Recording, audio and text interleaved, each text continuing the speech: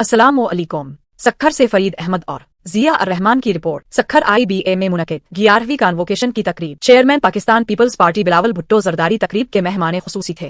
Chairman Bilawal Bhutto Zardari ने convocation से खिताब में कहा कि मेरे लिए ये बाइसी फख्र है कि इस जामिया का सुंगे बुनियाद मेरी वालिदा शहीद मोहतरमा बेनज़ीर भुट्टो ने अपनी दूसरी हुकूमत के दौरान रखा था।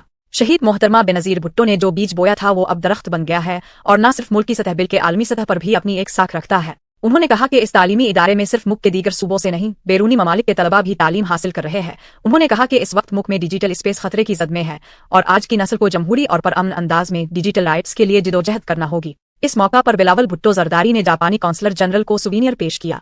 वजीर आला सिंध सैयद मुराद अली शाह ने भी खिताब करते हुए कहा कि सक्खर IBA यूनिवर्सिटी का शुमार दुनिया की बेहतरीन यूनिवर्सिटीज में होता है। यूनिवर्सिटी फाउंडर वाइस चांसलर मरहूम निसार सिद्दीकी के खिदमात कभी फरामोश नहीं की जा सकती। सक्खर IBA 1994 में 2 कमरों से शुरू हुआ।